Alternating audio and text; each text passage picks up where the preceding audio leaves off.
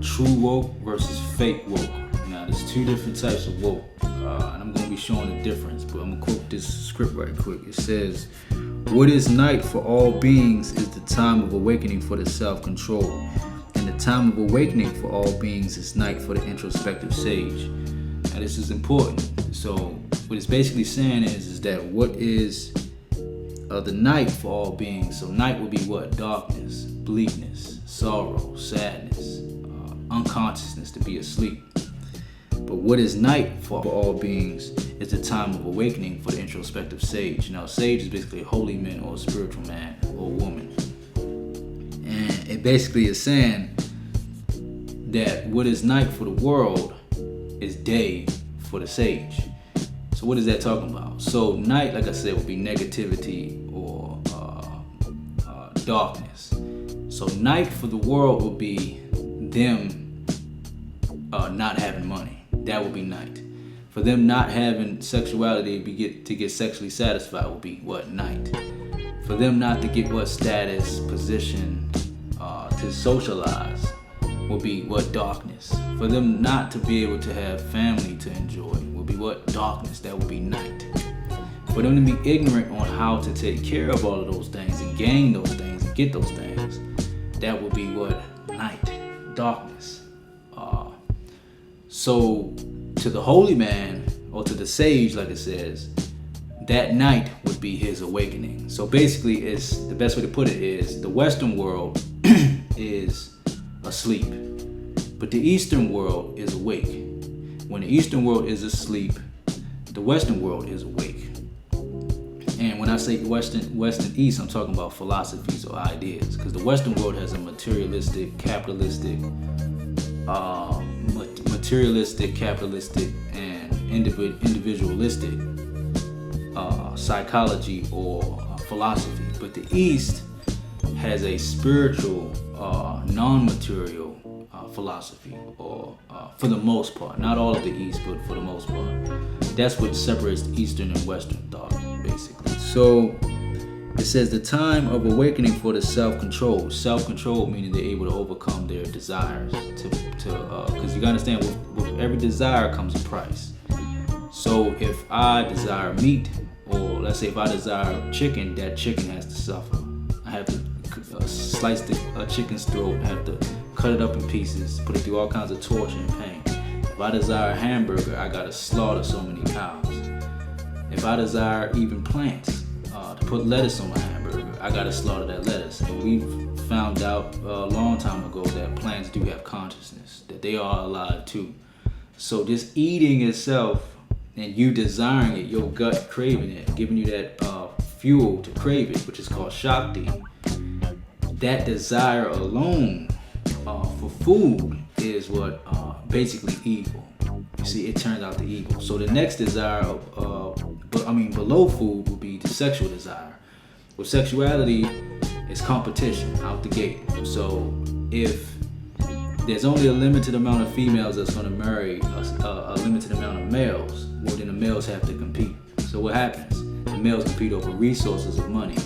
So that is what leads to what? Warfare, racism, slavery, classism, all over the sexual marketplace of this game or this race of survival of the fittest. Now this is before human beings and human beings, the animal world and humans. So with sex comes evil, which is what brutality and deception and all these other things humans have to do to win that game.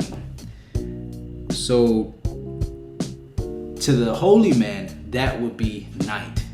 Those desiring those things would be night, darkness.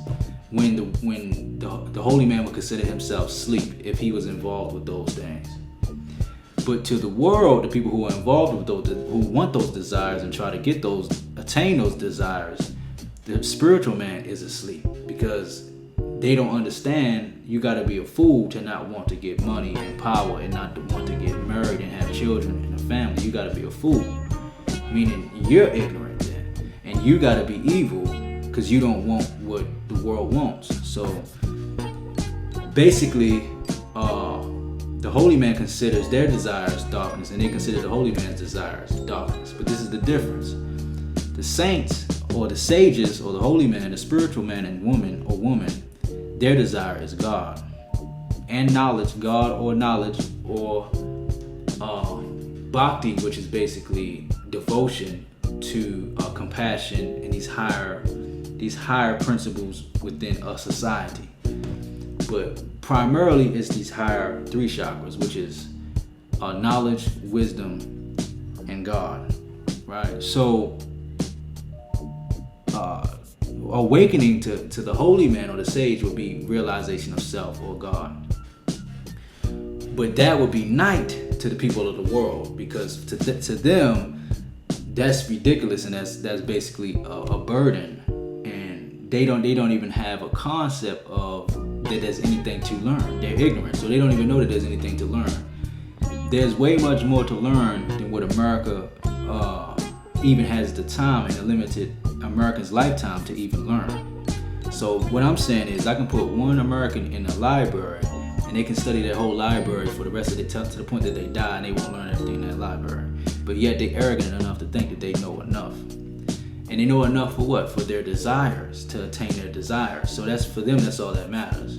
But for the sage is trying to get knowledge of self. And the self is, on the deepest level, is the soul, which is basically smaller than an atom, right? About smaller than the size of your thumb, right there in your heart, right? But it's also your 5 layers or levels of yourself, or your 7 layers of yourself, your chakras, which are different bodies, different essences of who you are on many different levels. And then it's the whole cosmos. So to gain knowledge of self, your soul, is to gain knowledge of the whole cosmos. As within, so without. So the sage wants to get knowledge of self. Not the ego, which is the flesh, but the higher self, the absolute self, the cosmic self, which is God.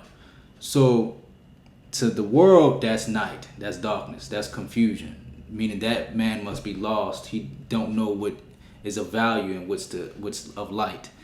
But to the sage, the people of the world are in darkness. They don't know what's of value or what's of light.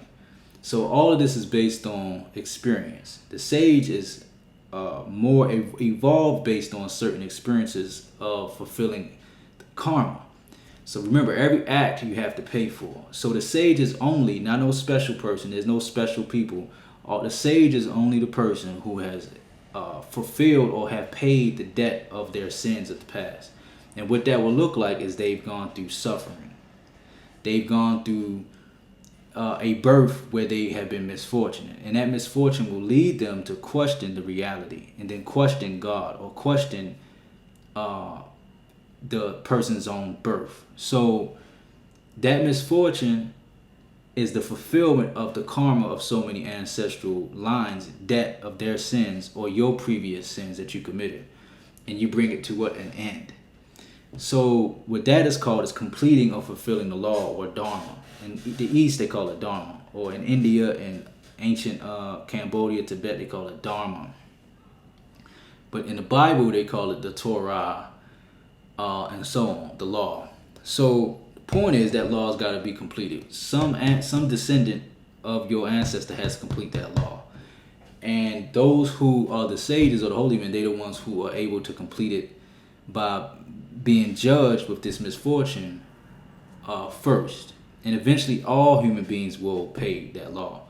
And all humans will be awakened to what? God. But there's different levels of time periods of these experiences. So the point is the holy man awakens before the world. That's why they're a sage. But they're not special. It's just they went through misfortune. That's it. And they were in enough disturbance to desire the truth. That's all. Whereas the world is still satisfied with desires, and they have no need to seek out anything more than what satisfies their body. That's it. So, but if you know in this life you will never satisfy your body because you have misfortune, then all you have left to do is ask why. And why were you born? Why this? Why that? All you have left to do is ask questions. That's it. And those questions is what you should be devoted to, and they should open the doors to God or your own self. So that's why it says the time of awakening for all beings is night for the introspective sage. It says introspective, meaning introspective, what we're talking about. having inquiries or having questions, introspective, asking inner questions about one's own self and one's own reality. So the point is, I repeat it one more time, night for the world, for the people of the world, the mundane world, the people that are mundane, that are into the desires of, like I said, materialism, sexuality, family, and socializing, anything social, meaning they want status, popularity, all of this, they want friends and all of this type of realm of human experience. For them, darkness would be what the sage is doing, which is seeking God. The light for them will be seeking those desires. But for the sage, the light will be seeking God, and darkness will be what they're into. Like I said, these desires. And why? Because to be unconscious means to be trapped in the illusion of ignorance. And if you haven't learned from the past, then what, you're insane to keep repeating the same mistakes. So we've, for over 250,000 years, have been practicing materialism, sexuality, and socializing, and causing warfare, slavery, deception, brutality, all these different things that nations and people documented have done. They do it all for what? For those to satisfy those desires. So if you know that leads to bad karma, bad dharma, meaning you incarnate and have to suffer by another warfare or a genocide, then why would you perpetuate it in your life? Why would you start the domino effect? You see, that will later hit you and your children or your own self 1,000 years later. So to keep repeating that and getting trapped in this cycle, right? Trapped in this cycle will be what? Foolish. So it will be going to sleep, not being awakened. But being awakened will be waking up from the nightmare, from the dream, and realizing that it's not necessary. You see, it's not necessary for you to stay asleep. You can wake up and go back to your real life, which is beyond the life that you were born in this body. So the reality is, our soul is immortal. Our body, we're not our body, we are our soul. We're in this body just like you ride your car to work, but then you get out of it when it's time to go to work. Well, same thing. We're in this body for about 100 years. But we get a small glimpse of the worlds in which we come from dreams. But you can tap and tumble through that world and break the barriers of that world through meditation and through taking certain herbs and psychoactive plants, but mostly through spiritual practices. But the point is, these higher dimensions or these higher spiritual states are the goal for the sage. That's the sage's awakening. But for the world, their awakening is the darkness of the material desires. So you have to choose. You have to know the difference. Are you awake or are you asleep? Are you woke or are you asleep? You see. So are you fake woke or are you real woke? That's the question.